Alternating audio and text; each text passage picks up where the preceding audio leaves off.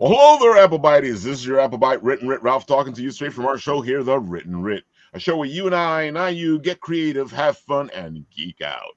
So I hope you guys are ready to be all gobble, gobble, gobble, gobble, because it is Thanksgiving tomorrow, and we will be doing our special Thanksgiving geek out. You guys. I don't know. I hope that you guys are all ready to eat all that turkey. And well, for me, it's pernil, but For me too. I'm looking forward for that pernil because it's good. Dude, it's gonna be a little different in my house because I can't salt anything. It'll be totally different this year than it's ever been. I figure I'm gonna sit there and eat what I can eat, and just everybody else is gonna have to have the salt shaker. So that's how it is, though. The older we get, the more we got to watch things. No, when you survive a stroke, you can't have anything. Yeah, definitely. That's what I'm saying. That's exactly what I'm saying. We gotta take care of ourselves, folks. Yep, herbs will only cover so much. Yeah, but at least changing things does help out a lot, especially when you start to lose the weight, and it makes it easier to keep yourself. Oh, that's true. But I entirely will try tomorrow to drown myself in mashed potatoes and my wife's coconut pie. You can indulge in sweet potatoes. You can indulge in onions, roasted onions. Yeah. So yeah, you got a nice variety if you really put your mind to it. Yeah, a little bit of turkey, just not the dark meat. That's about it. I can make a recipe. How you doing? How you doing? It's so funny because Dash was just doing his live show, and he's here saying hi now. Hey, Dash. Priorities, man. Oh man. Oh, folks. So what's Thanksgiving looking for you guys? Small. Yeah, smaller than usual, man. I'm gonna be cooking it this year, so that'll be cool. Ooh. I've never got to do turkey before, so hoping I don't mess it up too bad. You never done turkey? Well, I guess you usually somebody else is cooking. Turkey's an interesting bird to cook. I've never gotten to do the Thanksgiving turkey, so I hope everyone's ready for whatever I come up with. I'm thinking like Chinese food stuffing and wrapped in bacon. That sounds great to me. Yeah. Like I said, usually we don't have the turkey over with where we are. My wife has volunteered to cook this year because I've always cooked. Ooh, so I am, nice. And as I was saying, I was talking to a friend yesterday, or maybe it was this morning, but this morning felt like yesterday because I had a nap. It's just going to be the four of us, my wife and my two children, and two different uncles. One uncle from Poland who doesn't speak English or barely speaks English, and my uncle, who's my children's great uncle. And when I was telling this friend, I said, well, in movies, if a single man shows up in the scene, it's usually a bad omen. So what's going to happen if two single men are in the house who can't even communicate?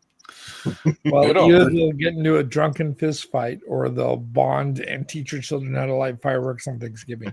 I hope it's the latter. I do hope it's the latter. That is kind of the obligation of the foreign. You got to teach them something cool. Yeah.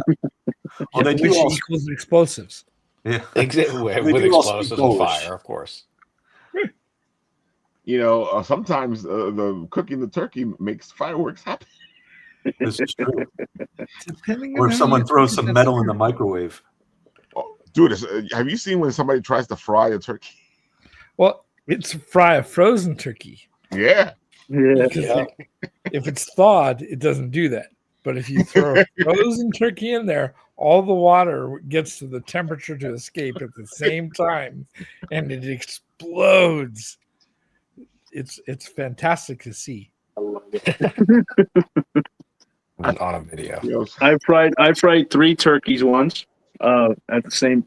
Whoa. It was, yeah, I had to do it for had a big family, so one guy wanted to have fried turkey, and so they brought their turkeys, and I had the fryer, so I fried 2 of them, and I ate one. I gave one away, and I gave one, because and then when I the first 2 turned out okay, but the last one was perfection. So I was like, I don't want to give the last one away, so this stays the home. And I gave the 2 away. But usually I cook on Thanksgiving. This Thanksgiving, we're just gonna restaurant it this year. Like, I don't know, maybe. I forget, Andrew, that you are a cook. Yeah. So I'm always stuck cooking. That's true. My mom's a great cook until I graduated from school from culinary restaurants. She's like, your turn. And it's been like 2 decades, my turn ever since. Oh my God. That's completely true. I was a cook for 8 years, and I have cooked. I cook constantly because of that, and I can't even remember the last time that like my sisters or somebody cooked the turkey. I screw up once in the kitchen. Aren't you a cook? I was like, I can't bet like 100% all the time. Exactly. That's why I tell nobody I'm a cook. Nobody, I am a cook.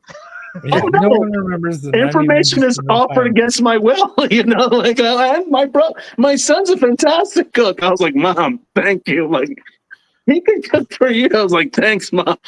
Oh my God. I have all these aunties and nieces, and it's me. Isn't that how I it have is? uncles, but they don't cook. But, uncles and all, like, well, he's the one who wanted to cook. I'm like, Oh, and they always do that. Well, you're the cook. You're the one that wanted to cook. I'm like, leave me alone. Hey man, you got those great powers. You got to put them to use. Mm-hmm. yes, but I think 1 year I wanted a vacation. I think it has to be run out. You'll have to kick Christmas too. Like, You can just call DoorDash for that one. Yeah, exactly. That's what I'm gonna. Next time they go, hey, Ralph, cook. I'm gonna bring in a side cook and be like, ha ha. You go DoorDash and KFC. Exactly. Yeah, if I just pop over to Popeyes, you think anyone's gonna notice? Popeyes has a turkey dish, right? yeah. Just for Thanksgiving. Really? Yeah, one right around the Boston corner from my Market though. house. Yeah, Boston Market as well. They turn their arm and a leg because they know, like, Every Oh. Boston Market near me is closed. I I know. Like out of business, closed. I got one left next to You me. haven't seen one in a Yeah, while. one left next to me. Yeah, there There was used to 3 be so around many here. all over the place. They're blackened. They're black. And Out. All right, folks. Let's kick this off with the Kickstarter because I always like kicking it off with the Kickstarter because it gives the Kickstarter more time to marinate as we talk and geek out. So, James, tell the people all the good stuff. Give them the spiel. The spiel. The Ballad Nod is about a young girl who is grieving the loss of her father. And she ends up in battle with basically all those feelings that attracts demons and other things from the land of Nod coming after her. But she's defended by a teddy bear named Patches, who basically sends up for her until one night the Prince of the Dreamlands, the biggest, baddest nightmare there is, decides he's going to take that run off. Inside of the Dreamlands, she has to face him, and nightmares on their terms to get him back. So this is a story about a little girl finding her courage while her life is filled with grief. I gotta say, like, I know we talked about this like in the chat, but I like the concept of, you sit there going, oh, the bear's gonna do this and the bear's gonna do that, but then you kind of flip it around and you have the kid being the one who has to rescue the bear. Yeah, the story is based on my daughter and I trying to talk about my grief when I lost my father. In a space of a year, I went through cancer therapy and had to survive it and stage 4. Then I lost my mom. Then I lost both my grandfathers. Then I lost my father.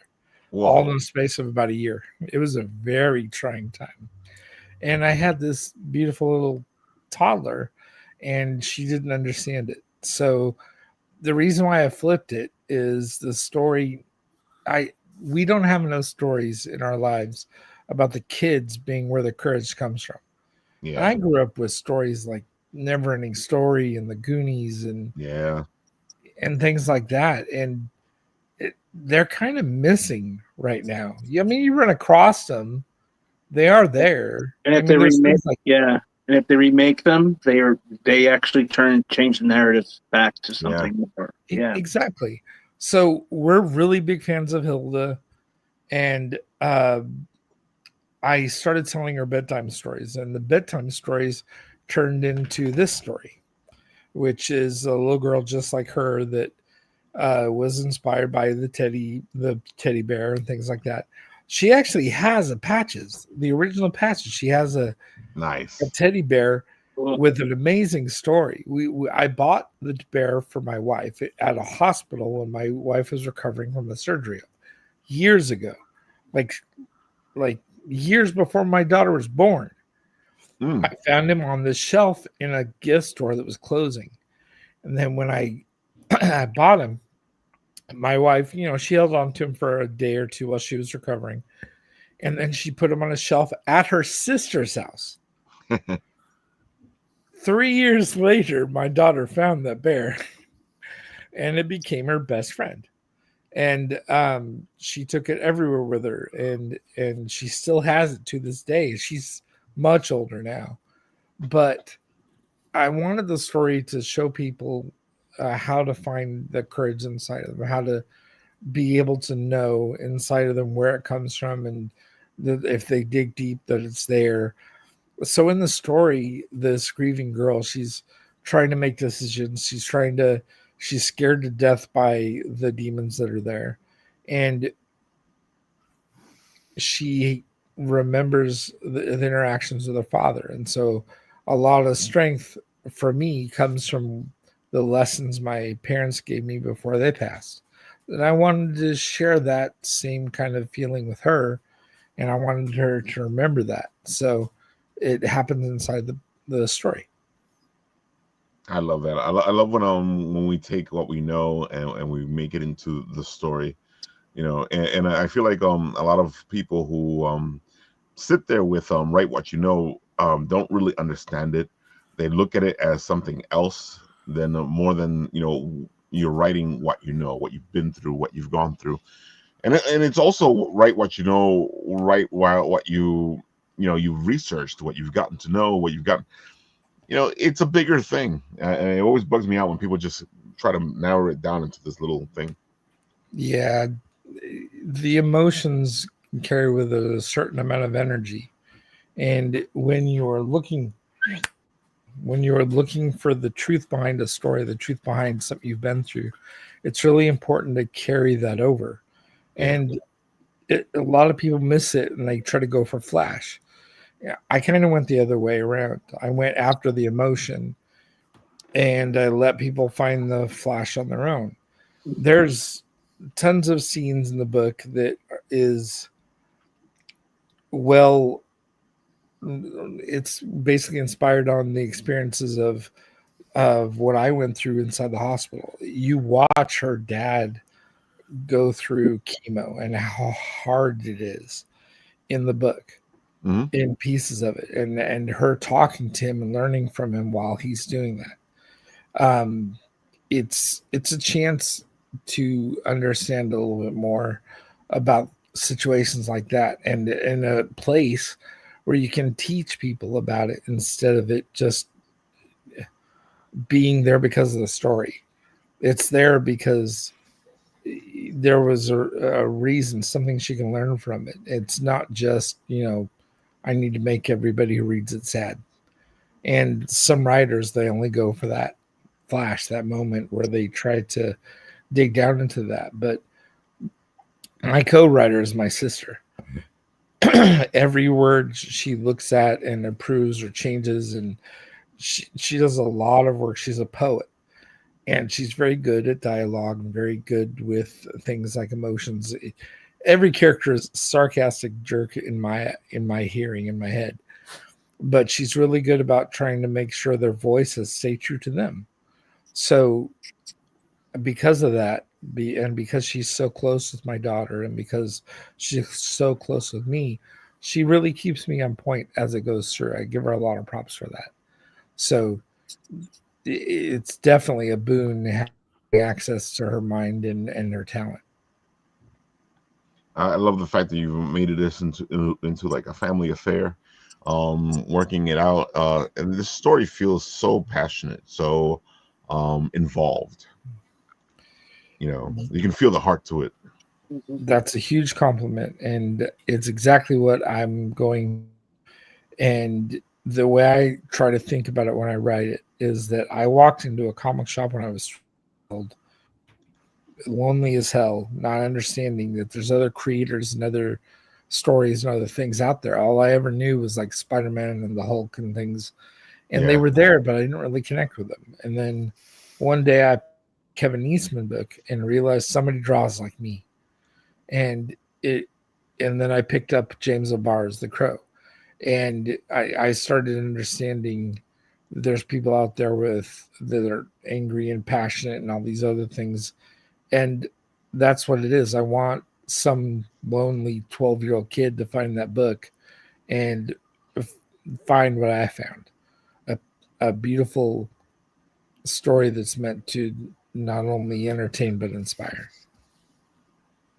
Yeah, this Really has awesome, the man. feel of both those books. So you know, and it's an amazing little thing too, because it's a teddy bear book, but at the same time it has gravitas and this darkness with light in it, which is hard to pull off. You know, because most people who do dark go dark. They don't balance it out with light. That's true. There's things out there like The Boys, which I can't even pick up one issue and read it. I don't. Things where stories have a whole bunch of grossness in the humanity, the darkest, most horrible parts. They do exist, but if you don't counterbalance that with the light of the character of somebody in it that shows humanity at its best, then there's nothing to aspire to. And I don't want to read or experience a violence that doesn't have purpose. Anything that doesn't reach down and lift you up at the same time. Yeah. And that's what I mean. There are books out there that are very much more graphic about their violence. And I mean, come on, I have a teddy bear fighting a demon. But if it doesn't show like her rising up from it, there's my point. It lessens the battle. Yeah. It lessens the fight. A fight without showing why they're fighting and what really matters. It doesn't have the same impact. And once you're a person who's felt the serious weight of mortality, you can't write stories anymore about frivolous things. They don't matter as much. But it matters about what your kids think and where they go and like how they're developing their perspective. Yeah. And beautiful books, things that are written with that perspective, things like Mouths, have that. They have that weight. You can feel it when you pick it up. Yeah, but if you pick up like the latest Spider-Gwen book, you can feel all the work that went into it. You can feel all of that, but the writing doesn't have that same texture. And it's funny that you say that, especially with the Spider Verse, because Spider-Man started off with that darkness that shows light. It did for me. It was a balance. Yeah. I started reading Spider-Man, I think, I really got heavily into it, like right before McFarlane got the Spider-Man title. And then when McFarlane got the Spider-Man title, it got very dark. And so, like, it never felt like it ever went back there the same way. And in there, it wasn't about the darkness. The city was dark, but his actions weren't. And his suffering and his force of character was always about trying to rise above it, but the environment itself was always pushing him down. And Spider-Man in a nutshell. yeah, that I think is missing from a lot of books. Some of them have it. It is, but I really wanted to emphasize it. Oh, I get you, because even Spider-Man is kind of missing that. I feel like they feel like punishing Peter and Spider are what we want, but that's not what we want. The concept of Peter always being able to bring himself above what's holding him down. Yeah, like Marvel has that rule where he's not allowed to be back together with Mary Jane, and that rule's been it's been in place now for 30 years. Yeah. Yet the story all the fans want is the alternate world where he has a daughter with Mary Jane, and we want. Which is funny because and they don't care though, because the other book in that other universe is selling really well. People are buying it. They're like, we don't care. Yeah, I don't know. I want to aspire to something. I want that, and I don't know. A lot of the mainstream books I used to read as a kid, they were inspiring them, but they don't inspire me now. I agree. So, folks, let's go to the videotape and show some of this off. Here we go. Ladies and jelly beans, my name is Kira Burton, published poet, and this is my big brother James, and we are the writers of the Ballad of Nod.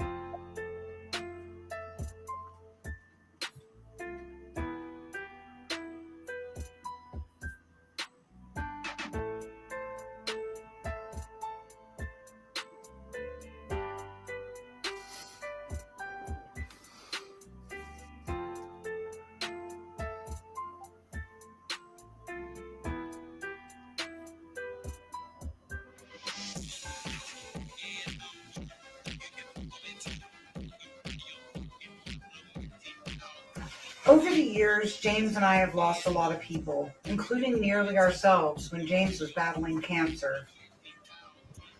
As a result, when James was trying to process and explain these emotions to his young daughter Camille, he was inspired to write a story that would help them both.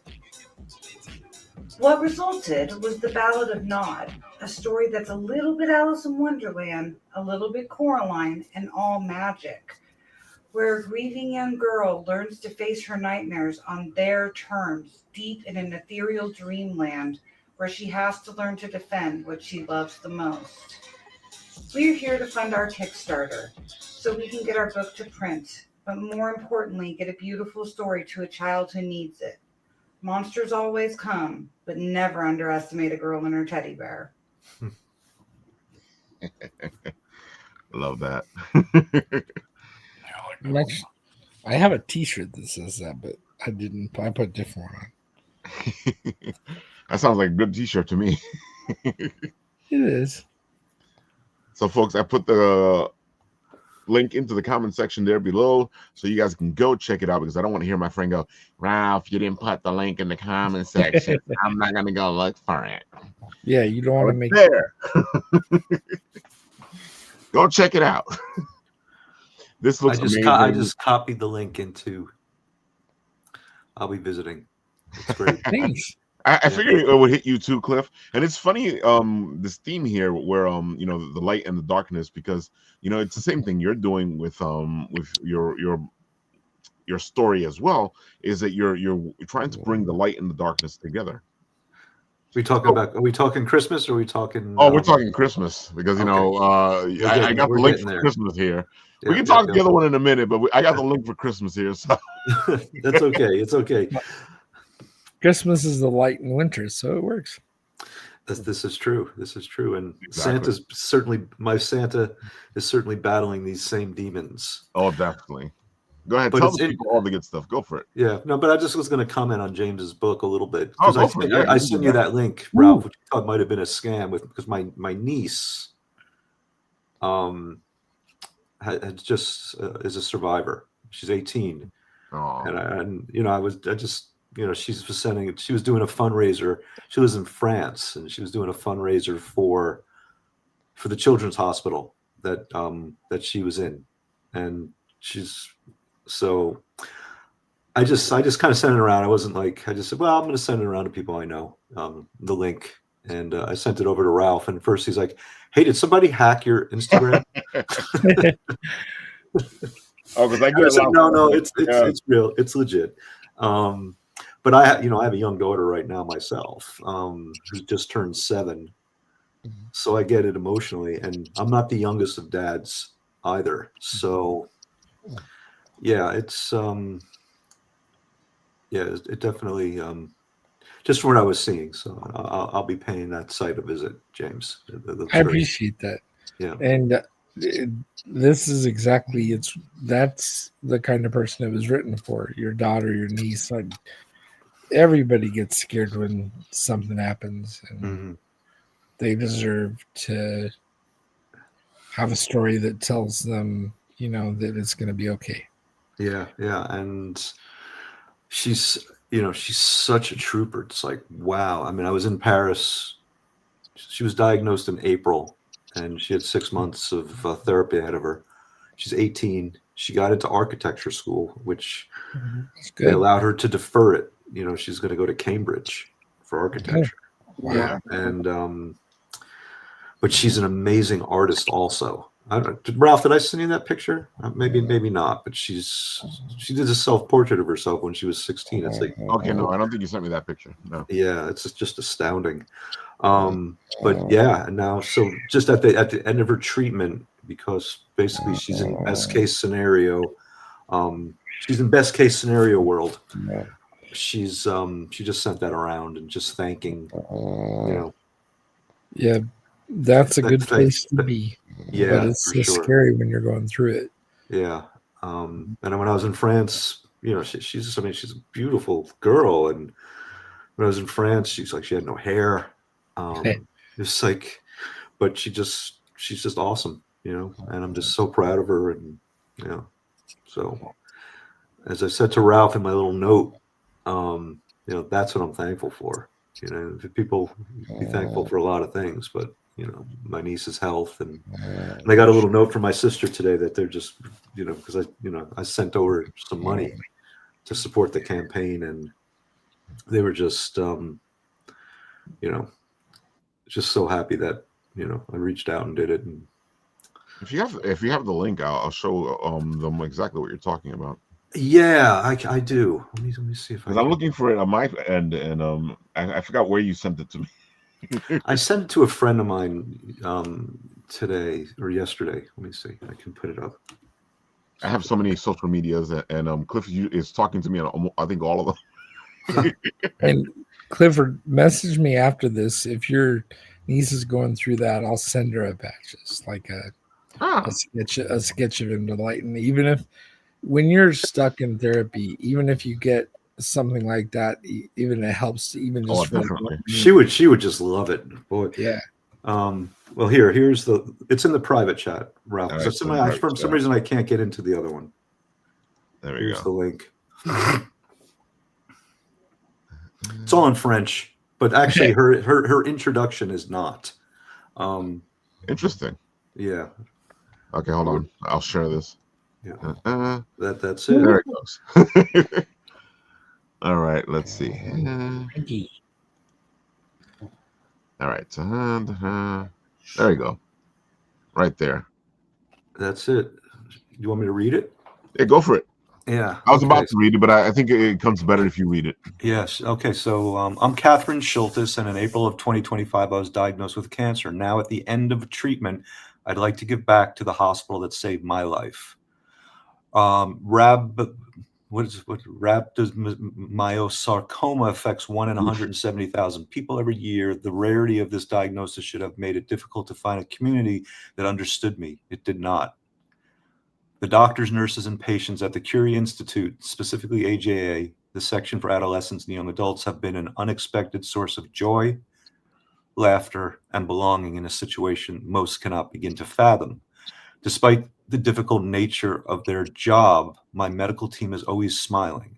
Our corner of the hospital, at only about 10 rooms, is always alive with card games, crepe making, art classes, etc.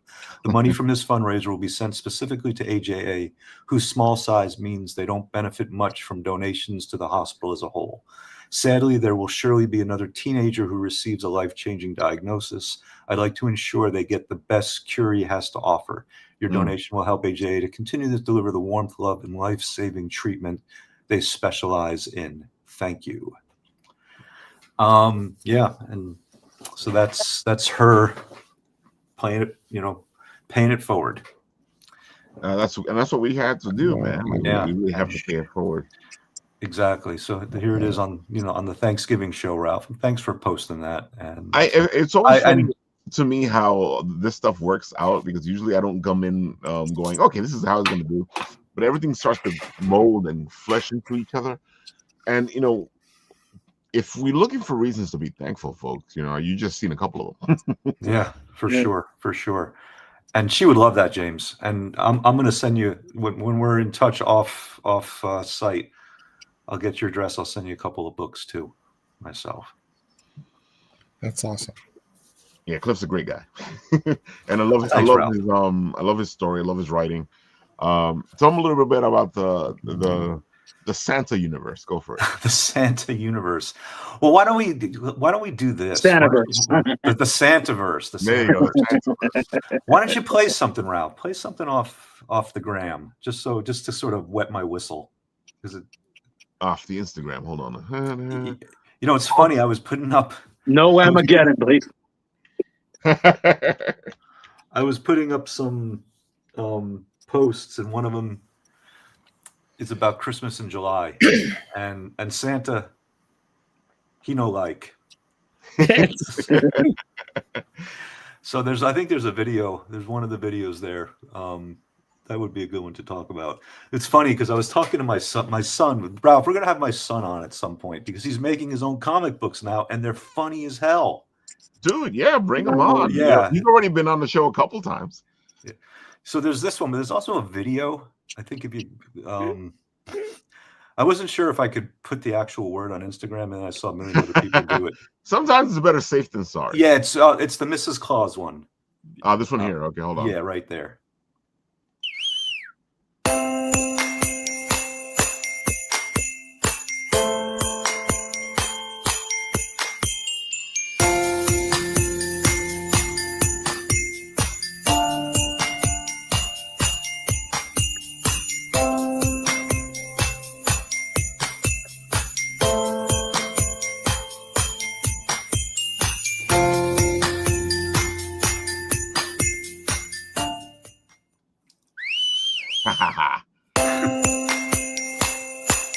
Gotta love it, man. You gotta love it. I didn't say it though, Ralph. I didn't say it. I only wrote it, and I think that's okay, right? Yeah, but it's true though. You put Christmas in July. I like the idea of Christmas in July only because it used to be that it will be only Christmas in July. Christmas has turned into this whole other thing. And that's the whole point of the books. But it's funny. I was talking about my son, and he's doing these comic books, and I'm gonna, it's a segue into this anyway. He's got this character, it's called Jerry the Llama.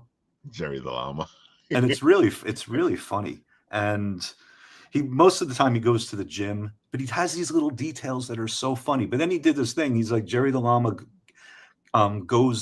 gets on the jets. And he's like, yeah, Jerry the Llama is going to go on the Jets, and he's going to be their worst player. And I said to him, dude, the joke is that he's their best player. I knew you were going to say that. I was waiting for it. I was like, I know exactly where he's going with this. Oh God. And So and this is kind of like, and this segues into what I'm talking about, the Christmas in July. At first, I would just, like in years past, because these books have been around for a while, I was like, okay, I'm going to put, Santa Christmas in July.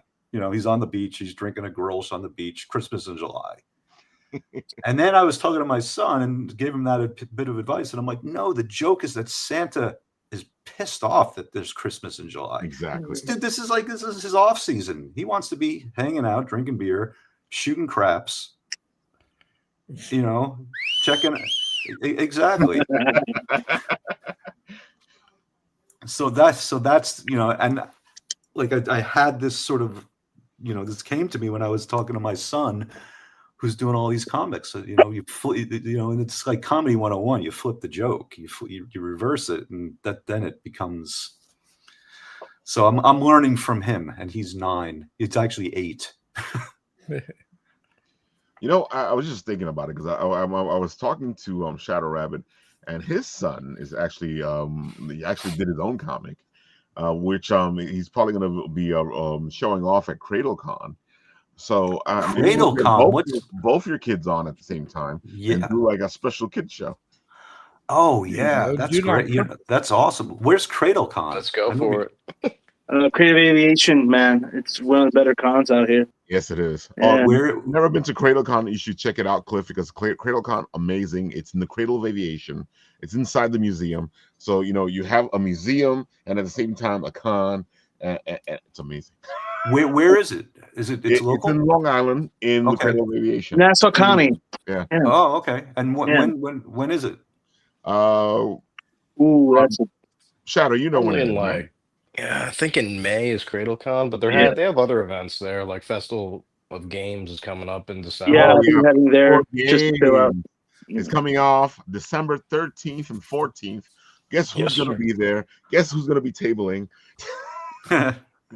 Oh, I'm going to have to put that out there because he's totally obsessed now. I mean, every day he's like making new comics, and then he brings them to school, and the kids want to read them. That's great, dude. Yeah, great, man. But he has like all these funny little details. So, Cliff, if you're free December 13th and 14th, or one or the other, head off to the Cradle of Aviation, and the fact that you'll be there means I'll do a video with you there. And we'll talk to your son. You know what? That's what day of the week's that? That's probably the weekend. Saturday and the Sunday. Yeah, Saturday and Sunday. Let me plan it to see. Let me see if I can make it happen. You got enough time. Let me know. Yeah. Oh God, I never have enough time, but that's a different story. Dude, I thought, crazy me. It's the end of the con season. I'm here going, you know what? I get a couple of months where I don't have to go to conventions. I've been to conventions. I was there. I was one last week, and I was one the weekend before. I'm going to be at a couple in December, and I'm like, does it ever stop? It never ends, Lord. It never ends. It used to be less. Why? What's that, James? I didn't hear what you said. That's kind of what Santa's thinking about the Christmas in July. Exactly. Stop.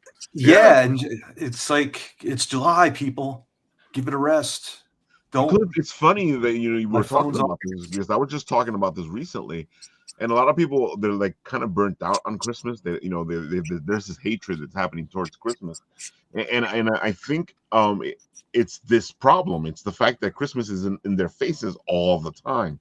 Yeah, it used to be that Christmas would come and it would last from like 2 weeks before Thanksgiving, and it will go into 2 weeks after January, and that's when Christmas would be.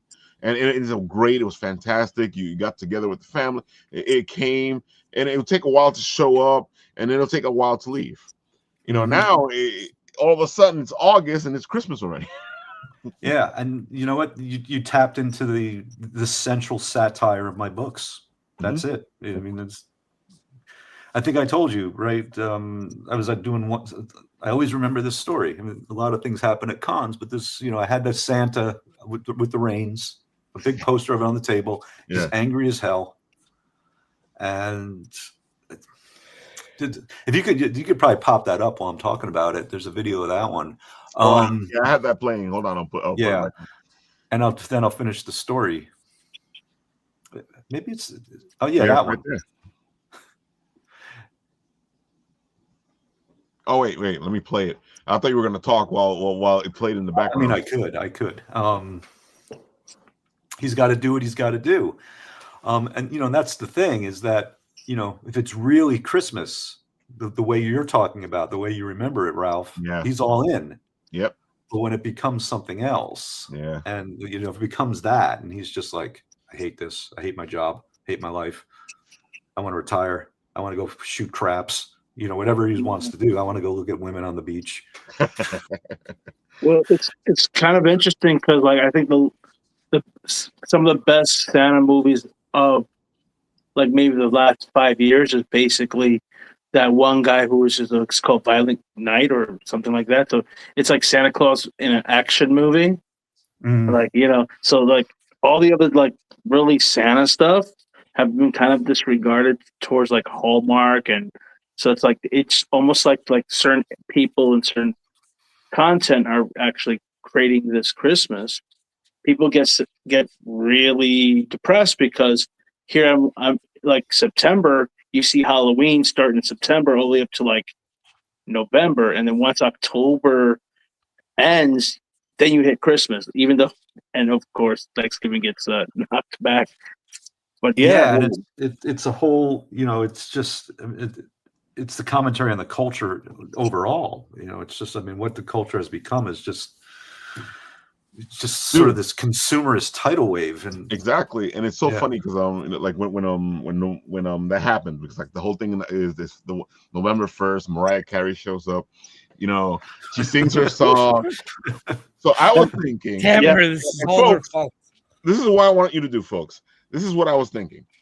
I want for next year, November 1st shows up, Mariah Carey starts singing, and all of a sudden Adam Sandler shows up out of nowhere and goes, "Not yet, lady. It's my turn." And he goes, "Turkey." Turkey for me. Or start singing the Hanukkah song, which is that to me that's the greatest holiday song of all time. I love his turkey song. Well, this sounds like an Adam Sandler movie plot. See, like I even mentioned, like Whamageddon is like if you hear Wham, you've been hit. Like it's like why? So that picture. That's what I want you to do next year. Have Adam Sandler show up and go, "Turkey time." All right, go ahead. So that's okay. Yeah, that so there was a poster of that, and this girl, she was probably like 13, 14 years old. She walks by the table, sees that poster. It wasn't animated, obviously. She's like, "Is Santa a metaphor?" And I was just like, "Ding, ding, ding, ding, ding. Here you go. You've got a book." Don't you love it when the kid figures it out? Yeah. And that's I guess that's sort of, I hate to say it's a message, but that's the heart of the satire. But in the end, they're Christmas books. Like how does this video end? Yes, he does. He's got to do what he's got to do. Yeah. See, but that's what I love about your story, about the whole Santaverse that you have. And a lot of people look at it and go, "Oh, this is a course, or this is this and this and that." But if you read the story and you're there for the story, and I've read them a couple times, and it has such a heartwarming Christmas message, especially all of them do. But the whole point of Cupid's Farewell Christmas is that moment where he allows Cupid to do what he does, and it's heartwarming. It's that moment. You don't expect it, you don't see it coming, especially because you're thinking like Andrew. You got these Santa Clauses that are killing people and doing this and that. You're expecting that, especially because Cliff, your book is supposed to be this type of Santa. But I like the fact that you put in this heartwarming message. Well, the first picture of the book, the first illustration is Santa cleaning his gun. Yep. With brandy, with a bottle of brandy and a snifter in front of him, and the possibility exists. What's the one? There's one that you could play. Yeah, this one. It takes a lot of this. If you put. Here we go. Yeah.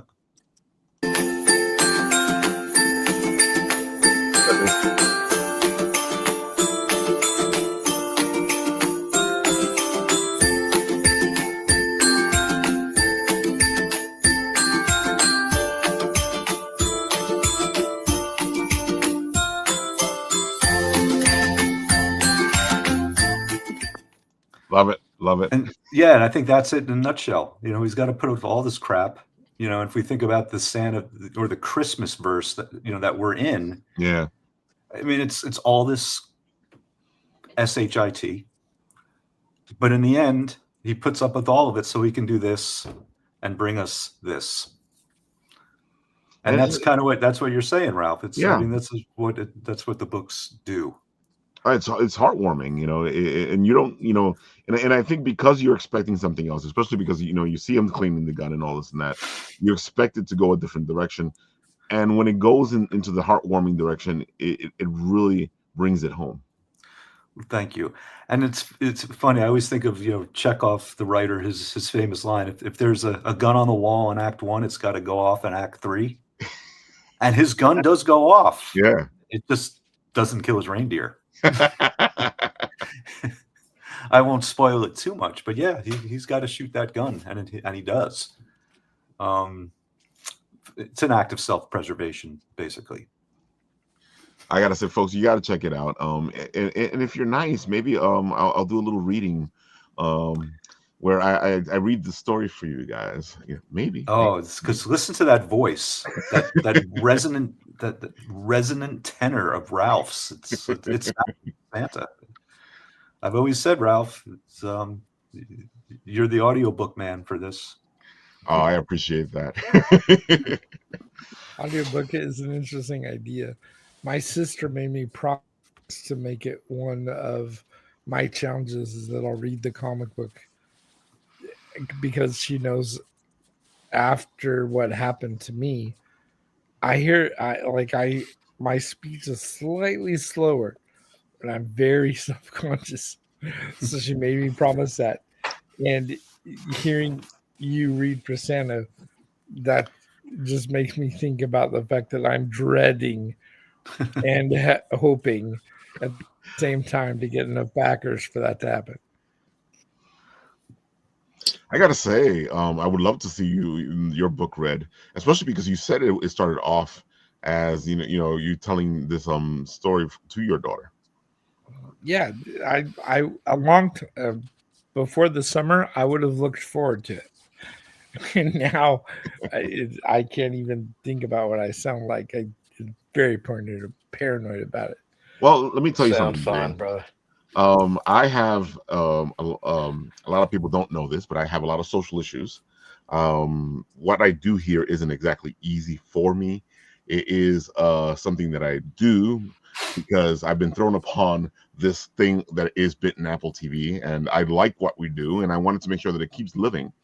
But all this stuff that you see me do is stuff that I keep working on because I have a lot of social anxieties. And one of the things I figured out is the fact that I love William Shatner, and Shatner has that swagger and that stall.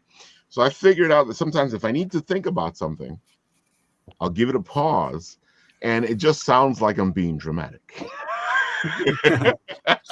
That's called smell part acting, right?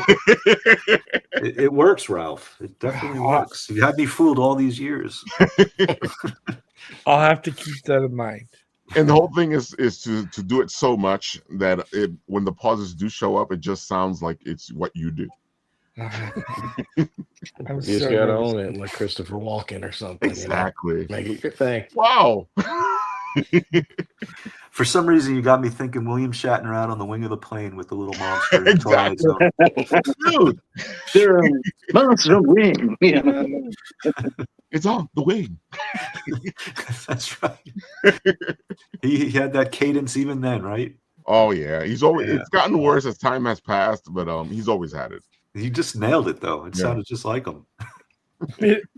I like the cat. I like Kirk. I like William, and I've always been Kirk's the best. Oh Yeah. my God. Spock, yeah, you're looking mine. I think the only time I didn't hear his cadence is when they shot him in a rocket. He saw the Earth and he goes, "Let's do this, everyone." I don't care. Like, dude, I think you're right. That's the one time he was like, "I'm talking regular, folks." he was like, That's when you know crap's going down. Exactly. So at the same time, you also have the story of Miss Claus Tells All. Yes. Because it's a trilogy of books, but right now you only have the 2. Yeah, it's that's from Mrs. Claus. Well, actually, that's in both books. Mhm. That one's from Mrs. Claus with because the premise is all she's sort of responsible for some of this stuff that's now gotten out of hand. That's from Mrs. Claus because he says to her in all 3 books, the trouble, I guess, is that he wants to retire. So he's talking to her, and Mrs. Claus Tells All. That's from the first one. That's from Mrs. Claus. Mhm. That's from Mrs. Claus too. He tells her, I'm quitting. I'm getting back into movies. I'm moving. I'm selling the workshop, and I'm going back to Hollywood. I'm going back into movies or something. And that line or that picture where he's working out with the elves. Yeah. He's thinking that he's cut up. She says, well, she calls him Nicky in that one. She's like, well, Nicky, this one, you're not exactly Brad Pitt. And you can see in the background, there's the picture of Brad Pitt from Fight Club. In his mind, that's how he looks. And, so ultimately it's her job to get Christmas back online. And that's what Mrs. Claus is about. So she's the one who kind of runs the show, and he's basically, except for Christmas night, is going through an existential crisis basically most of the time. It's not in this video, but it's the one where where Sonny did the illustration of him staring in the mirror, looking to shave off his beard. Yeah, I remember that. Yeah.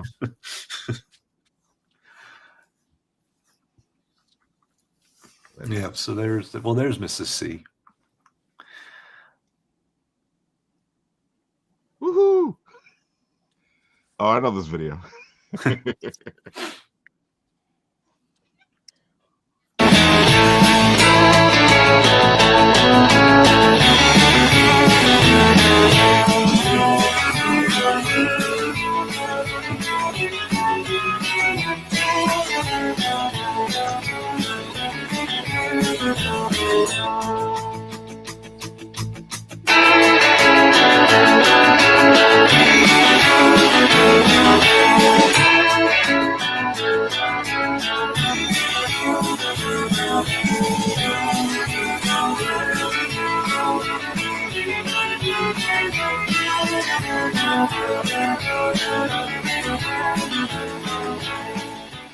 Haha. I haven't seen that one in a while. I'm glad that one. I'm glad that one still holds up. Yeah, I think you guys did a good job putting these videos together. It really showcases what your books are about without giving away too much. Yeah, well, Mrs. Claus, so she has her own like existential moment in the book. That she's, she kind of loves being married to an icon, but she wonders what it would have been like if she decided to go down a different path and embraced more of the naughty than the nice.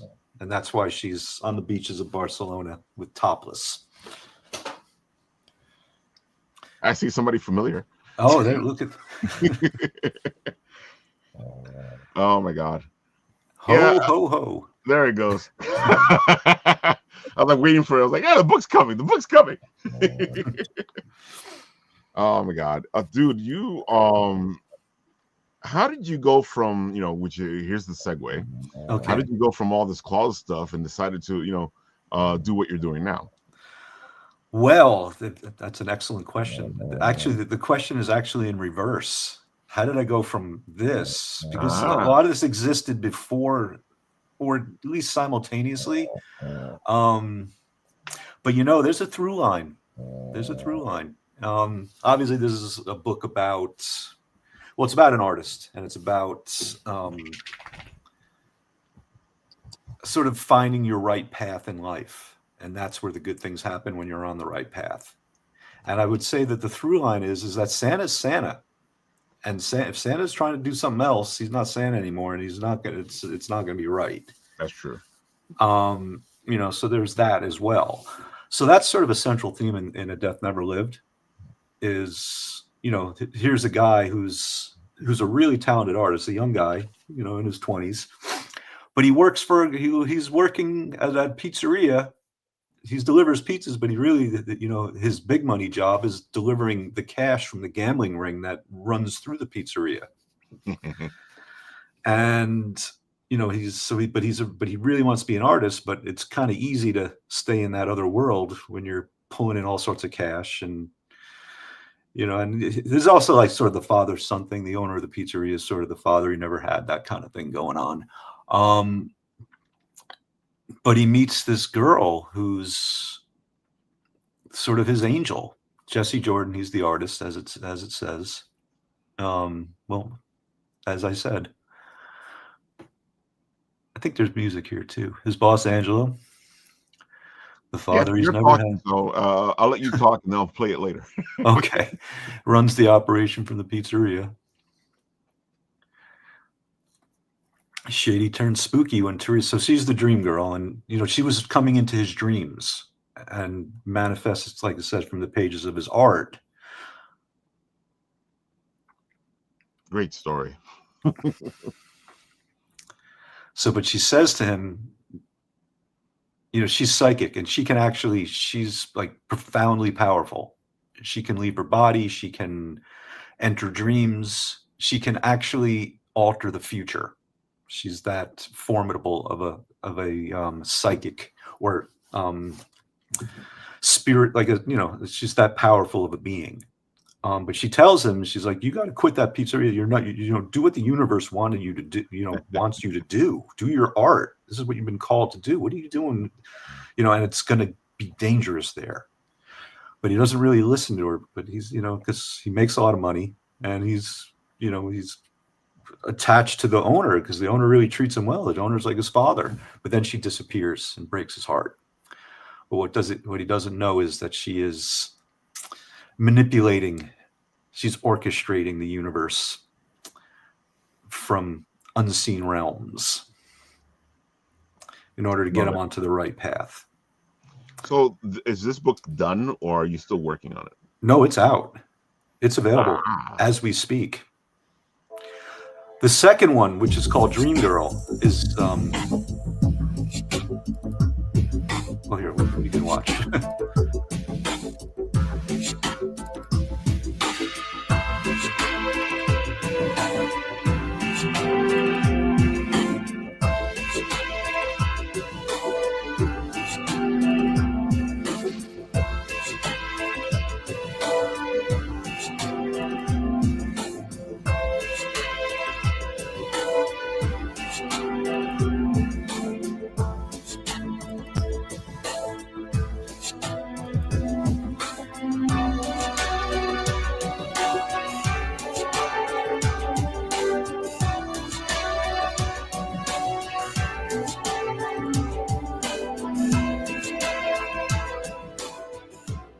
Yep, lovely.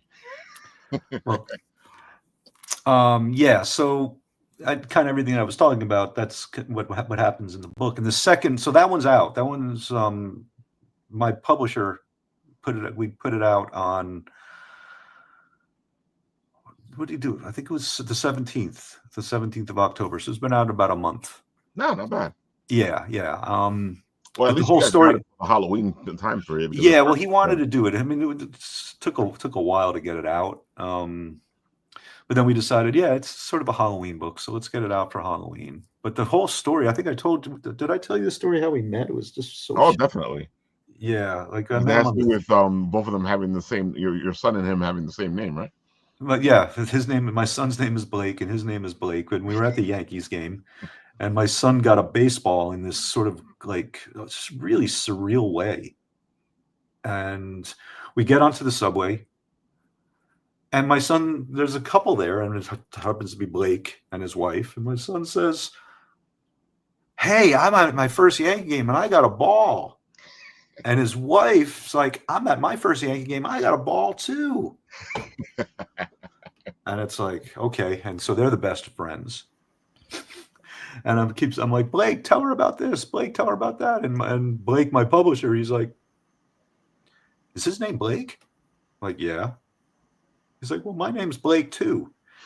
And so so the conversation goes on. It turns out he's a poet and a children's book author, and he's got a book about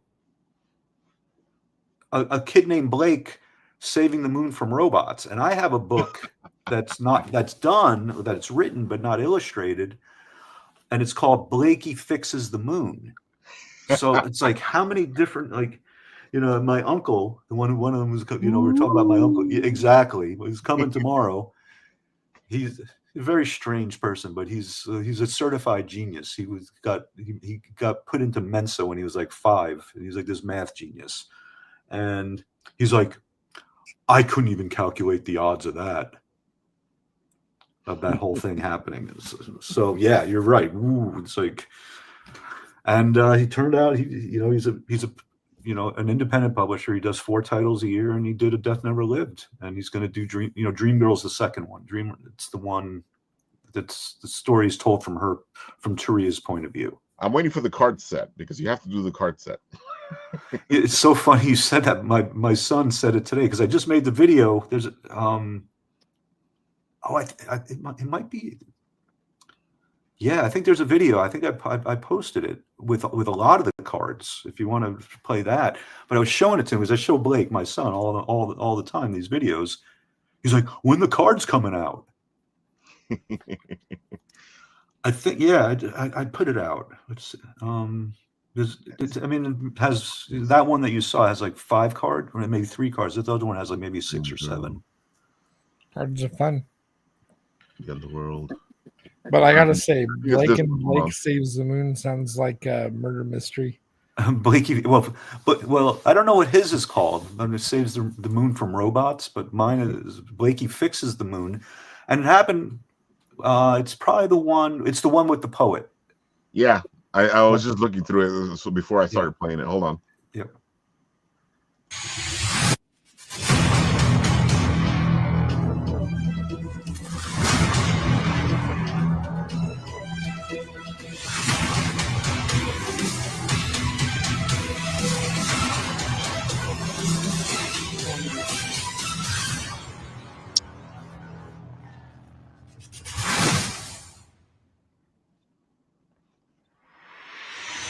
That's a lot of cards.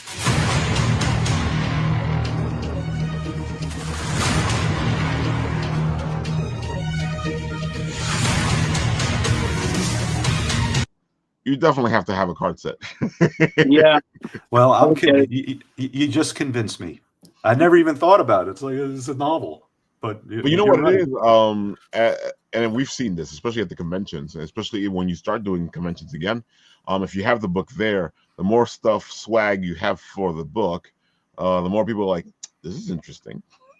You're right. You're absolutely right. And then eventually, I'm gonna really have time to sit and finish Dream Girl.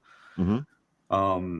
Which I was saying is, the story, not exactly the same story, but a lot of it's part of the story overlaps. It's from her point of view. Turia. I like when people do that. Yeah. Well, I mean, he signed me for 3 books. So I know the second book is like, it's on its way. The third one, I got no idea. I don't want to think about it because it'll stress me out too much. Don't do that too much, dude. Like, that does sound like a perfect setting to make a tarot card set. Yeah. Well, that's what they're supposed to look like. That's exactly it. They're supposed to look like tarot cards, because in the book, in A Death Never Lived, they wind up going to a tarot card reader. Like, one of his delivery, he delivers pizzas and stuff, and she's driving around with them one night, Turia, when they're still before things kind of go haywire, and she vanishes. and manipulates his life. But they show up at he has this one person he delivers to. He's like, you're going to love her. She's the witch lady. And she invites them in. And she's like, oh, you two are fascinating. I want to learn more about you guys. Your energy is great, that kind of thing. And she reads their cards. She reads their tarot cards. And the card, I don't know if people know the tarot cards, but the one that comes up is the heart with the 3 swords going through it. Mm. And she's like, there's going to be heartbreak. Heart, 3 pentacles, yep. Yeah, exactly. The 3 of swords. And so it freaks him out, and it's sort of a little bit of a foreshadowing of what's going to happen, because there is going to be heartbreak. She slaughters his heart, and it's not even a spoiler. She leaves.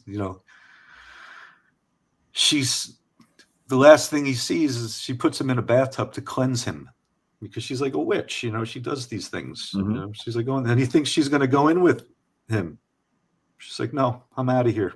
You're not ready. We're not ready. See ya. You're on and then she vanished, so his heart is broken. Ah! Well, you got to add some realism in there. Exactly. I mean, it's not to say that, the story ends there, but. Well, the story don't end there, because that's a bad place to end. It's a really bad place to end. People be walking out of the theater. It's like, what the hell? But she, but it was funny because I think I told you, Ralph, I have it developed as a series also. Yeah. I wrote the pilot, and I have it all sketched out, and I have a pitch deck, and all of that is sort of ready. But when I was writing it, it was and it's sort of a combination of A Death Never Lived and Dream Girl is the series, because I don't know what book 3 is. So I haven't thought about that. But whenever I was writing as a script, every time she was on the page, she took it over. She was like really just this, as powerful as she is in the story, to write her, she just was this presence. That's how it is, though. Sometimes some characters want to take over whatever you're doing, and your job as a writer sometimes is to make sure they don't take over. Yeah, and so it was. So that was really interesting, and it kind of really helped, because I wrote that, and that's sort of how I pitched everything to Blake, my publisher, because I had already written it as the pilot, and I had it all developed, because I always in my mind it was like, oh, this is really just feels like a streaming series, like Netflix or something like that. Well, it has that total feeling, yeah. Yeah, and so I said to him when I pitched it, first thing I pitched him was Blakey Fixes the Moon. He's like, well, it's good, but I got one like this, and it's not that good. But I still think it's going to be a good book one day. It's just he didn't want to do it. But then I said, well, I got something else. Well, it kind of makes sense that he doesn't want to, especially because he's done something similar. Exactly. Yeah. Exactly. And he's a poet too. And he's not like into rhymes. He's into like slant rhymes. He's like, the rhymes are too heavy here. I like, and if you read his poems, they're like, it's like slant rhymes. That's what he, like near rhymes. So it's more like a songwriter kind of rhyming.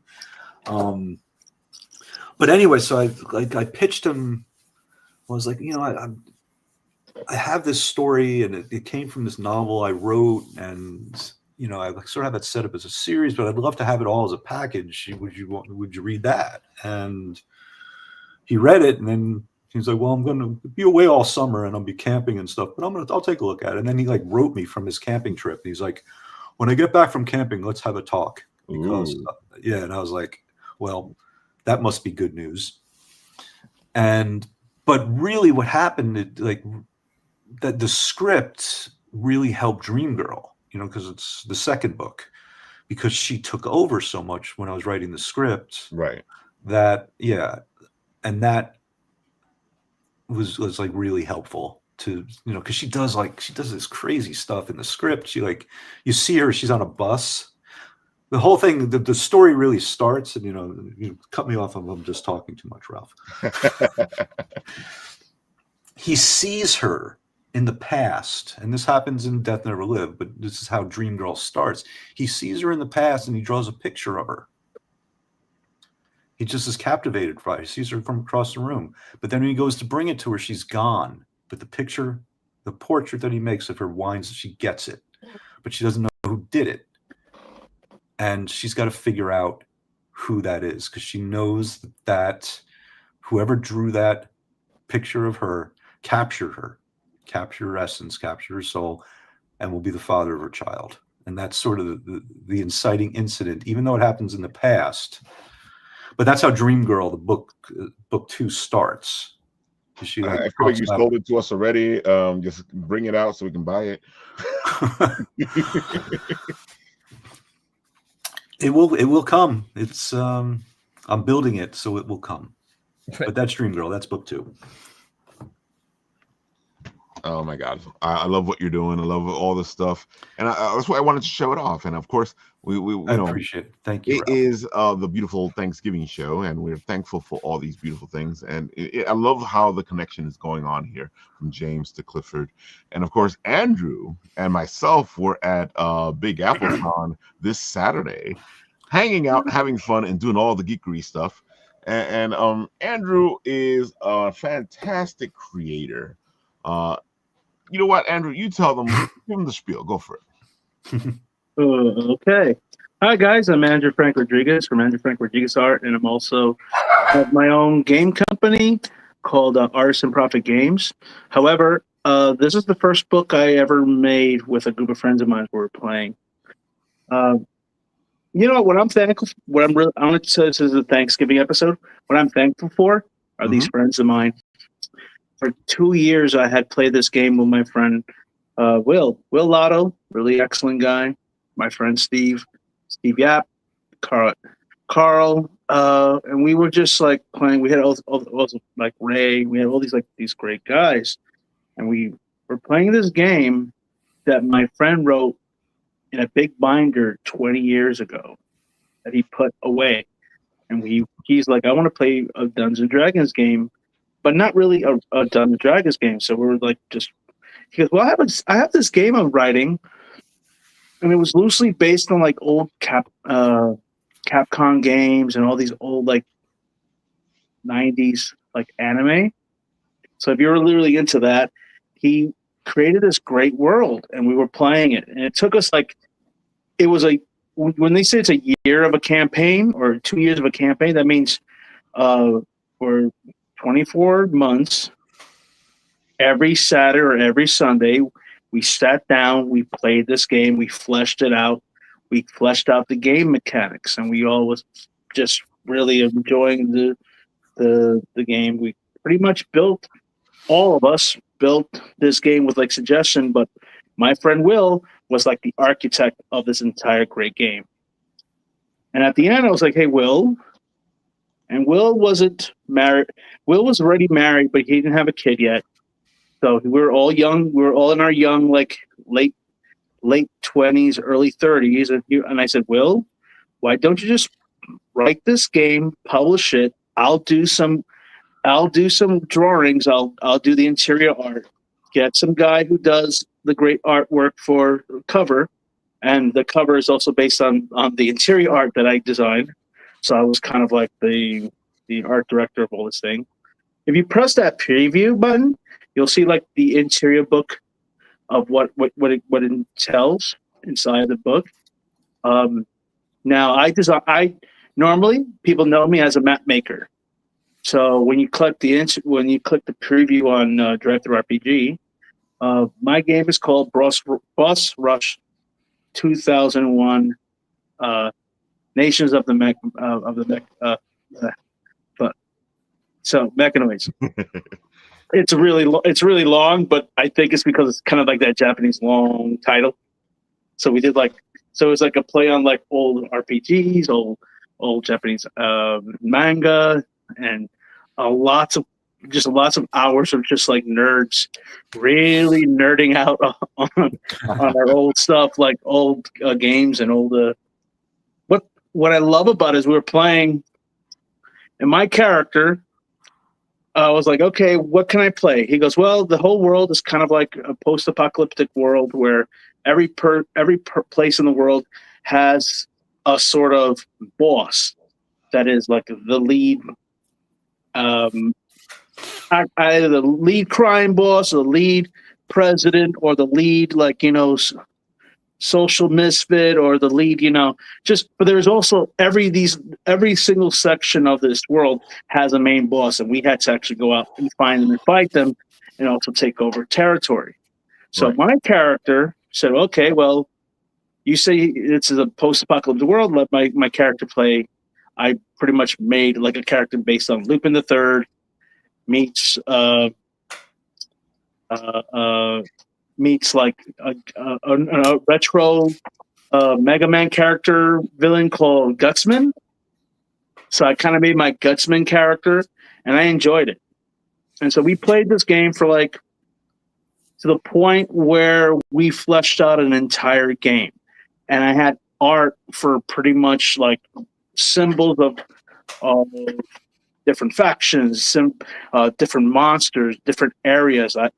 And so we culminated it. So we pulled all these like resources together. And we made our book. Like after he had it for 20 years, approximately 20 years, but it took us 5 years to really get this book made. And we're still selling it. It's getting great reviews. It has a copper award. We're heading towards our silver award. That means copies sold, people giving good feedback. And now we're now in the process of like pointing out different sections of the world and building those sections with their stories. Like right now, we're focusing on 2 areas called Dima and the Union, which is pretty much like the Union is pretty much like post-apocalyptic. Think of post-apocalyptic LA, and think of like the old movies from like those old cyborg movies where it's like the robots have taken over, and so Union's kind of like that with like corporation and mega corporations taking over, and Dima is kind of like a nature run amok with technology, with nanites really like infused. And the closest anime I could think about that kind of I could say Dima is, because you have all these like giant robots and like really heavy duty robots versus like this waves and waves of like these nano zombie spore monsters. So it's kind of like Knights of Sindona, if you ever heard of that one. I know Knights of Sindona, yeah, Knights of Sindona, or if you're really into like Blam. Blam is like another weird one. So like Dima's kind of like that. Like that area is like that. And I get to choose and draw them and write and create the maps for them and also the backgrounds for them. So this is for my other project. I'm doing my own game because Artists of Profit Games, I have my own company. So these are like me being there. Yes, this is me. Fortunately, knowing that I had a table already paid for, even though my bank said I didn't. So I was supposed to table at Brooklyn Comic Con. I mean, Big Apple Comic Con. Sorry, not Brooklyn. Big Apple Comic Con. And I think Ralph captures my stress mode right now. He captures it perfectly. Oh, like yeah. it's right now. Like it's coming. There it is. It's me. Where's my table? But I didn't want to like put my stuff on a table that I didn't pay for. I didn't feel that was right. I had my I had one of my anti-shade case I could have just opened, but no. So like what I really want to do right now is focus on my own game company, because I've been developing different areas of my own game. Meanwhile, I'm working with Booster Protocol Productions, which is now the official name of my friend's company, and we're doing his game called Boss Rush. So I've been creating like these amazing worlds, and I'm not really good as a character artist. Like I could do it, but as a character artist, I've been like really trapped, I believe, in like really Dungeons and Dragons kind of like really game playing and really focusing on other people's like building thought. But when it comes to background, oh, those are my mom's. Yeah, I cleaned up my closet. My pop passed away, and I found his old Howdy Doody doll during Halloween season. So I was like, oh, hey, look, it's Howdy Doody time. Not, and it's no. It's not the season 2 like skin, but these are all these different. Okay, so let me go back. These are all these different lands that I've developed for my personal game, and also lands I've developed for other people's games, and lands I've developed for like maybe hopefully somebody would like get me a gig with like a book. So like right now I'm focusing on like 4 projects. One of them is paying out and one is mine. That's a product that I create. I make like little dungeon maps that people can put down. That's me at the Game On. I like that. Tom Sakara and Ray and Mike, Ray Felix and Mike Gold Gracia. But yeah, those guys are great. And I started tabling. So, you know, I after years of being a convention volunteer, I started tabling at my own event. Yeah, that's how I met him. He was at a convention volunteering, and I was doing something for I think the other guys, and that's when I first met our pal here. Yeah, I felt like I worked. It kind of feels like when you worked upwards, it's like when you work to the mailroom of a place, and now you're working in the industry. So I always felt that, like that connection, that I kind of felt like I worked my way up. They weren't paying me or at all, but I feel like I worked up to like actually finally getting tables. So yeah. Definitely did, dude. Dude, I remember you showing me your stuff years ago, and it was already so good. Like, what are you doing not tabling? Oh yeah, it literally took a friend of mine named Dennis. My friend Dennis, he grabbed my phone, showed it to Bob Camp, and Michelle Ford gave me the riot act. Like, she says, stop doing this. Like, you know, stop volunteering, start being here.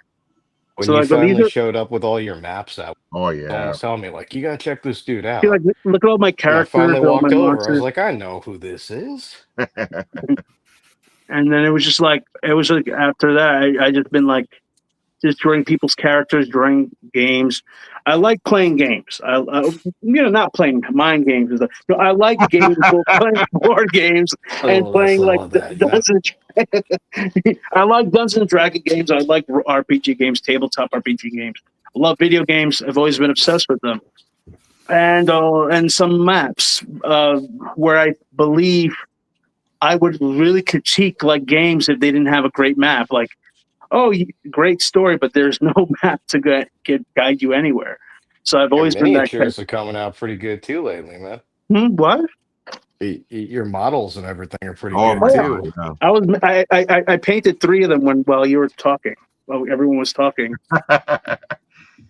So these are like just scatter terrain, like just pillars that I've been drawing.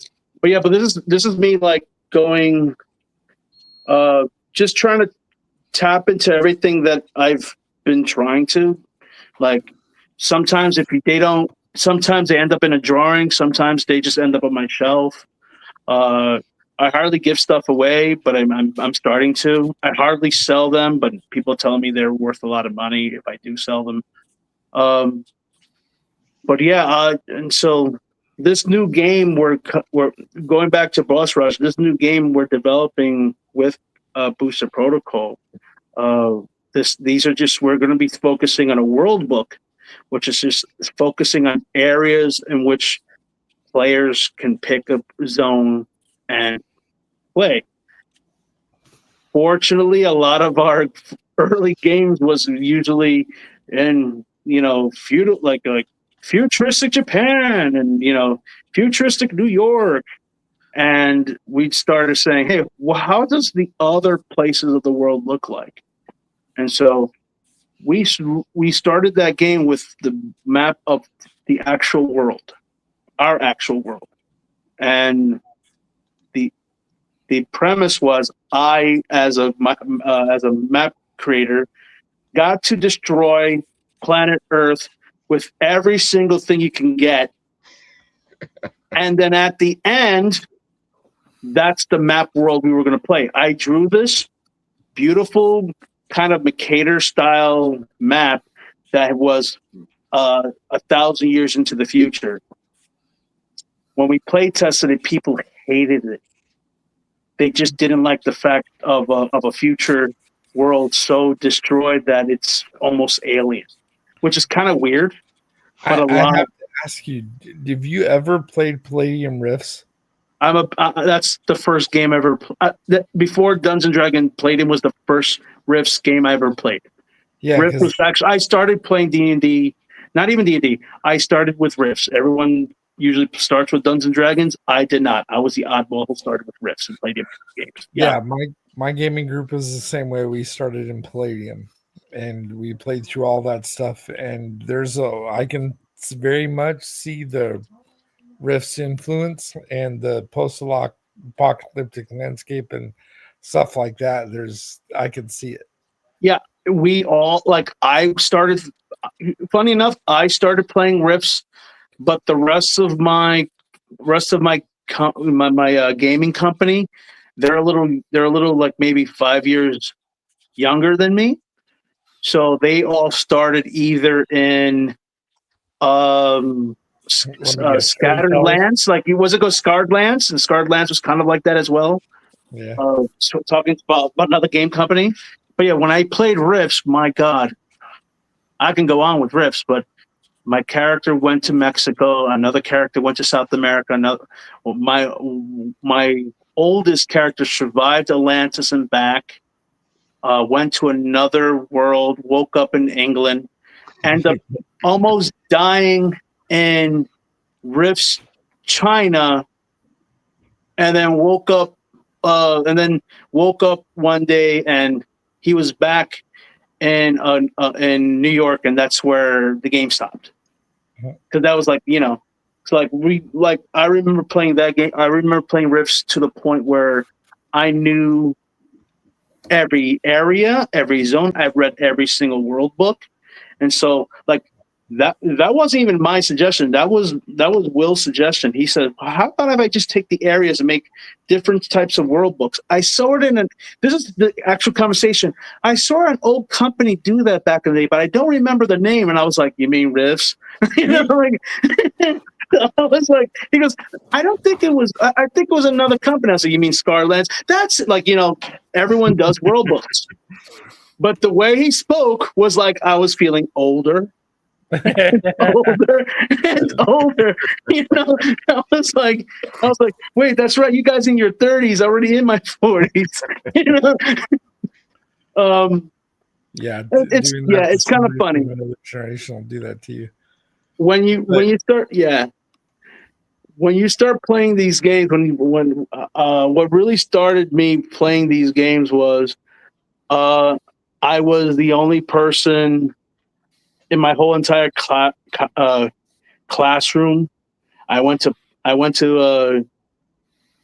a Catholic school, and there was maybe 4 or 5 Magic the Gathering players, and we all got our cards deck confiscated because of Magic the Gathering, and then Yu-Gi-Oh, because that's also Magic related.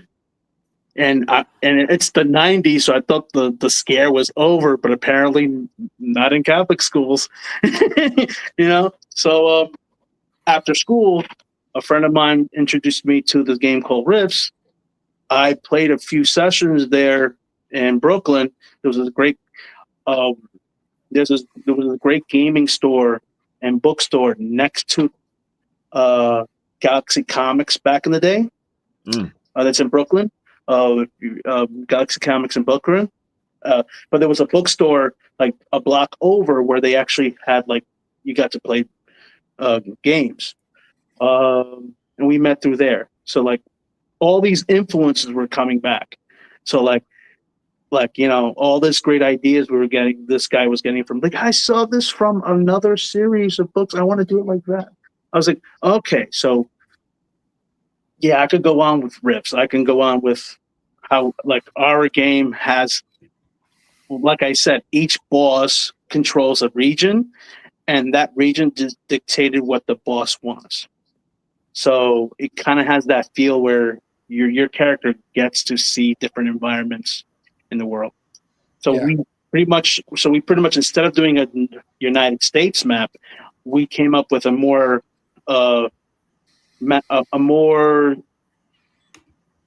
more natural map that we were, we really kind of made our own map at that time. So sometimes that's what you got to do, though, because especially if you were getting that kind of a reaction from people, because people get kind of weird sometimes.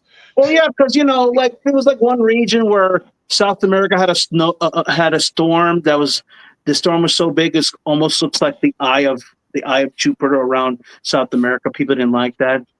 Parts of Spain were like craters. People didn't like that either. It's funny that you say all that, and I understand because it's a game. But usually what ends up happening is, especially when I'm writing, because I tell people all the time, I'm not writing for anybody. If you like it, you like it. You don't like it, you don't like it. I don't care. Well, no, like we were getting a lot of feedback on like, what was our reasoning for destroying these worlds like that? I was like, well, the world got destroyed. This world got destroyed. Russia got taken over by these nanites that look like they that turn people into zombies. America got destroyed to the point where the only thing that was left was one city, and it's pretty much New York City.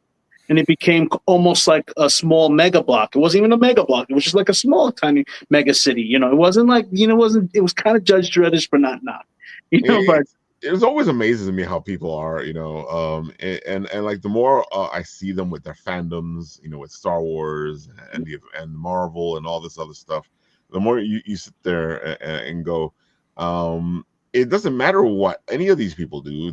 You're not going to be happy with whatever they do because you want what you want, and that's the only thing that you want. And the only way to please you is to give you what you want. But that means that other people won't be happy because they have a whole other idea of what they want. You just defined the entire Star Wars franchise. Well, I didn't like The Last Jedi. I didn't like them then. Oh, I don't care, man. And it's so funny to me because if you talk to the guys, the first three movies came out. When the first three movies came out, people didn't like The Empire Strikes Back. People didn't like Return of the Jedi. And I feel like a lot of people have forgotten this. No. Well, Phil, look, there are far greater things to hate. And later on, that definitely got shuffled into people's memory by. Oh, definitely. By way. It's the funniest thing because you if you think about the prequels, they got so much hate when they came out, and then right now the way people talk about them, it's like they were the second coming. No, yeah, but I was like bad. Yeah. No, when my friends were like, oh, but when I saw the prequels, they were kind of good. I said, really? You caused one of the actors to almost SA himself, exactly. And one kid who played the boy, he hasn't been right in the world since. Yeah, So do not tell me that BS. You understand? Like you. I feel bad for Star Wars, but I'm always that guy, and I think a lot of people could say, I remember when there was no Star Wars. We had the Christmas special, and we liked it, and horrible. I remember those times. Oh my God. The dark times when we had nothing, and then we had the Ewok series. Hush now, children. And we loved it. Every month, every summer, you get a new Star Wars, maybe 2 or 3 of them at the same time. You So guys Shadow couldn't hit. Rabbit, I know you've been quiet over there and you're taking care of things, but you know, tell the people who you are while I show off all your beautiful stuff. I'm always here, man. You know that. I know. And I just wanted to say how, I mean, if we're talking about thankfulness, I mean, my stuff isn't as heavy as our other guys up here. You know, you've all been through a lot, but real thankful I get to hear these stories and share this time with you guys in the comic world and everything. It really means a lot to me. Anyway, hey, I'm Lewis, Shadow Rabbit, clay guy. Make little stuff out of clay, Yep. and yeah, hopefully you like it. I gotta say, Shadow does amazing stuff, and if you guys want your dreams to become reality, hit up Shadow Rabbit. You know, I haven't shown off my Hugbert in a while, so I'm No, gonna show off my I'm Hugbert. gonna check out our guys' stories here because those are very inspiring and yeah, sounded pretty awesome, man. I'm This is my really teddy looking bear forward to seeing superhero it. here. No, Shadow Rabbit right there made my teddy bear superhero into reality. so you called that clay? Is that clay or ceramic? It is clay. I used to use a lot of oven bake like polymer clays. Now I use mostly epoxy putties, Oh so like Yeah, AB mix. God, I'm so bad with those. Those I like them, man. I mean, for my particular Oh, I like anxieties, it works very well. You work quick, it hardens quick. You don't have to Yeah, bake it. that's the thing I had to use to Hmm. move quick. Yeah, I blame Shadow Rabbit for me building these now. So dude, I Yeah, remember you coming up he to me says the it all first the time. time. Shadow Rabbit got me to do this. Nah, dude, you had that in you the whole time. I'm so glad. I mean, I love seeing the stuff you make. Oh my gosh, Shadow Rabbit is the man. He will be at the Festival of Games, December 13th and 14th, and we shall be there as well. Checking out all Can't the wait. beautiful stuff. I love the Festival of Games. It is fantastic. It's a lot of fun. Our friends from Hip Point, speaking of which, will be there as well. Nice. So it is going to be a party at the Festival of Games at the museum, hanging fun, playing, enjoying ourselves. Well, you know, Shadow's going to be doing some work, but he likes doing his little clay figures. Yeah, I'll be around. Come up, say hey. Like you said, my son is going to be there trying to sell his comic, and Yeah, he'll be sculpting as well. So that'll be really cool. I'm pretty excited about that. Honestly, more so than doing pretty much anything else there. So, exactly. Dude, these look pretty good. I may well, have to bug you about making a teddy bear. Ooh.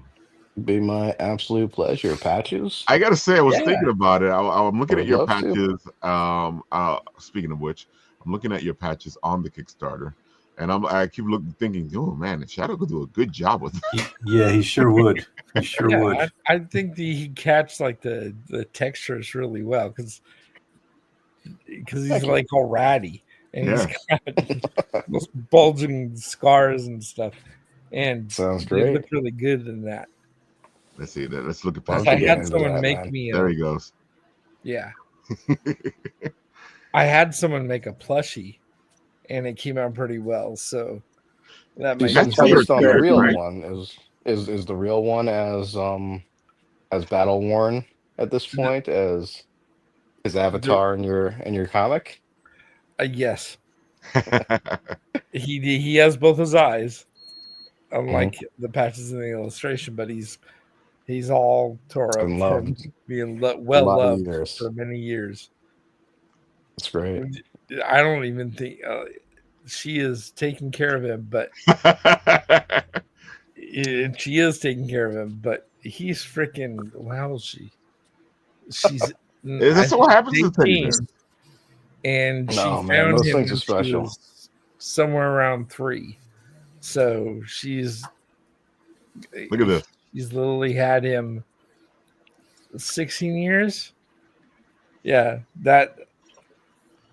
I gotta that's say, what I I had didn't to know you do. had a teddy bear tier. Yeah, I do because I have a lady who makes these He plushies looks for me. great. It's really cool. Yeah. Yeah, when I Very first cool, opened sir. that box, I was like, "Whoa!"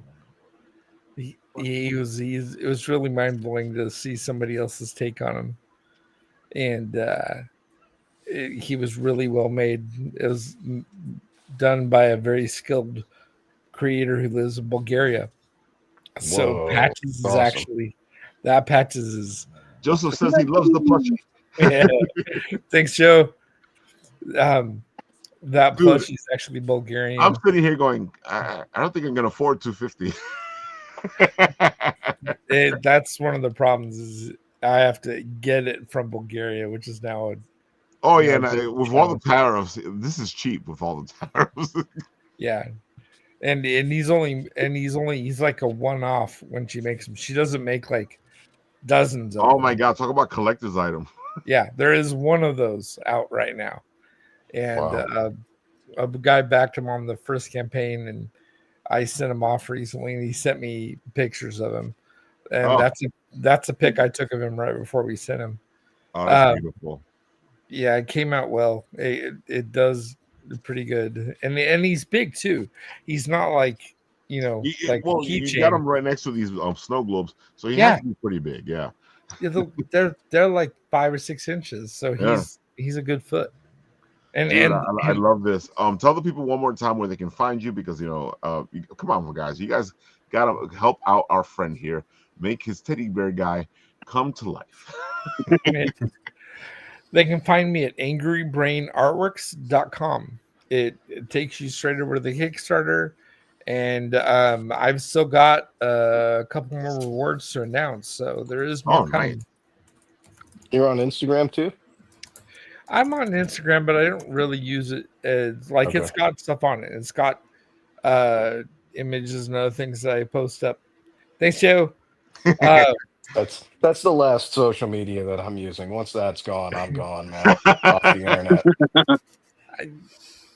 Yeah, when it comes to that, like I try to do things on TikTok too, like little animations and whatnot. God bless you. I'm not doing it. I don't blame you. It's more like motion comics, and That's pretty cool, though. I do like those. yeah, and I try to do those as I'm doing pages, and I do speed draws where I show you where I am at. Like for example, this book is already finished, and the next book I'm on page 15, Nice. and I've posted. We love to hear that. Dude, you want to?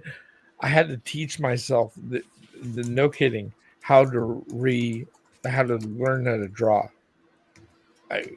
When you go through a stroke, you have brain damage, you Yeah. lose certain things. Yeah. So I had to spend the last 3 months relearning it. And then when I was finished, I roughed out the book while I was still trying to figure it out.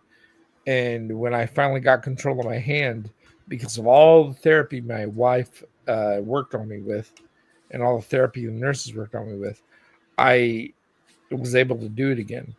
So since then, I have knocked out 15 pages of book 3 and finished book 2. And Oof.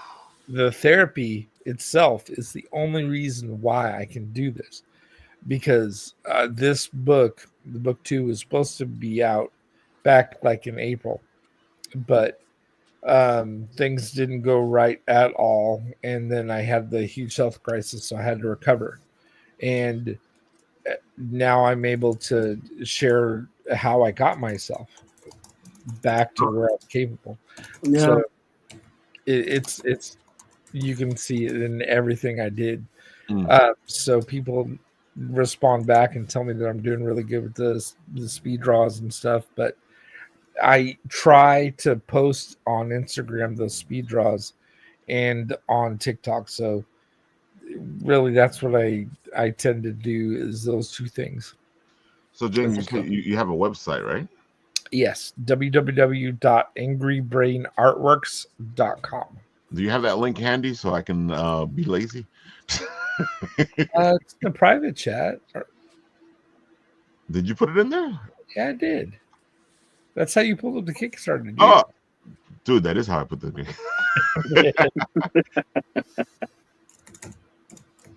Oh, it's so funny. So wait, when you do the thing, it goes straight to the Kickstarter. I love when that happens because it gives it a better feel to it. Dirk Manning does that a lot with his books. It Yeah, goes directly to the to the website. Okay. I believe Dirk was on Comics Launch and mentioned it, and then I learned how to forward it from there. Um, and so it was one of the first things I did when I got better. It was start directing people from there to there. Because dude, I hate it when the Kickstarter link is like Oh my God, insanely yeah, long, man. and it just you can't keep that in your head. So No. you end up searching for the person, and you don't always find them. Oh, believe me, like we do this show, and there's times where I'm back here trying to do stuff because the link, I don't have the links, and I'm like, I feel like I'm in an '80s movie. I'm like, if I can only. Yeah, exactly. Somebody has to teach me how to do a link tree because I don't know what that is. So, Cliff, why don't you tell the people one more time where they can find you?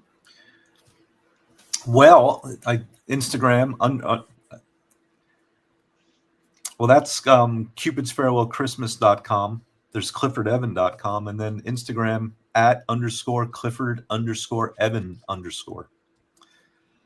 There you have it, folks. You want to get his book. You want to get the Christmas book.